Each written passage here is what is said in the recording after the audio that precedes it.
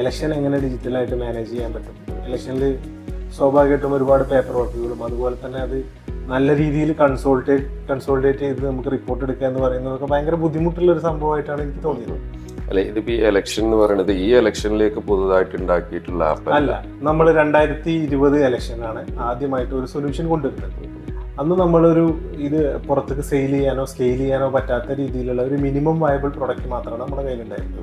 അത് just voters list നമുക്ക് കാണാൻ പറ്റും, ആ വോട്ടറെ നമ്മൾ വിസിറ്റ് ചെയ്തോ ഇല്ലേ എന്നുള്ളത് അറിയാൻ പറ്റും എന്നുള്ള കാര്യം. അതുപോലെ തന്നെ പോളിങ്ങിൻ്റെ അന്ന് വോട്ട് ചെയ്ത വോട്ടേഴ്സ് ആരൊക്കെയാണ്, വോട്ട് ചെയ്യാത്തത് ആരൊക്കെയാണ് എന്നുള്ള റിപ്പോർട്ട് കിട്ടും. ഇങ്ങനെ ഒരു സിമ്പിൾ സൊല്യൂഷൻ ആയിട്ടാണ് കഴിഞ്ഞ ഇലക്ഷനിൽ നമ്മൾ ലോഞ്ച് ചെയ്തത്.